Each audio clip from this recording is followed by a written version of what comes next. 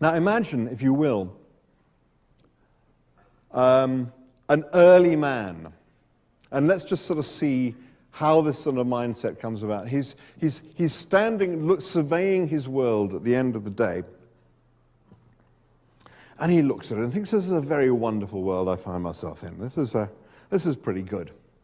I mean, look, behind me is the mountains, and the mountains are great because there are caves in the mountains where I can shelter either from the weather or from bears that occasionally come and try and attack me, and I can shelter there, so that's great. And then in front of me there's the forest, and the forest is full of nuts and berries and trees, and they feed me, and they're delicious, and they sort of keep me going.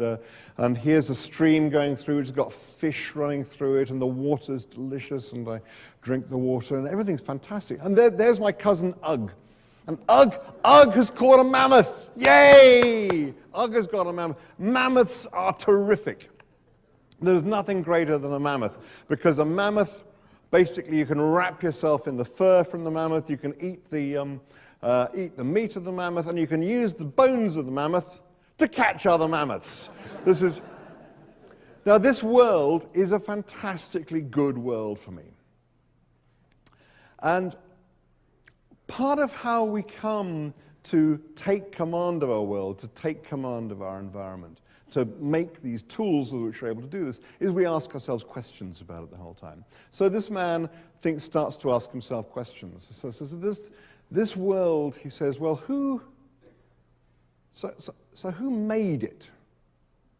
Now, of course he thinks that because he makes things himself. So he's looking for someone who will have made this world. And says, well, so who would have made this world? Well, he must be something a little bit like me. Obviously, much, much bigger, and necessarily invisible. But he would have made it. Now, why did he make it? Now, we always ask ourselves why, because we look for intention around us. Because we always we do something with intention. You know, we boil an egg in order to eat it. So we look at the rocks and we look at the trees and we wonder what intention is here, even though it doesn't have intention. So we think, so what did this person who made this world intend it for? And this is the point where you think, well, it fits me very well. You know, the caves and the forests and the stream and the mammoths. He must have made it for me. I mean, there's no other conclusion you can come to. And it's rather like a puddle waking up one morning. I know they don't normally do this, but allow me, I'm a science fiction writer.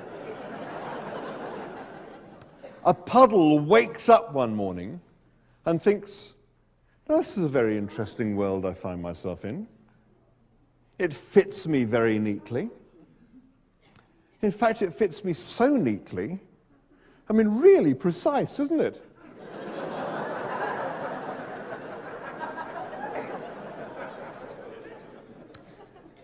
It must have been made to have me in it. And the sun rises, and he's continuing to narrate the story about this hole being made to have him in it. And the sun rises, and gradually the puddle is shrinking and shrinking and shrinking. And by the time the puddle ceases to exist, it's still thinking, it's still trapped in this idea that the hole was there for it. And if we think the world is here for us, we will continue to destroy it in the way that we've been destroying it, because we think we can do no harm.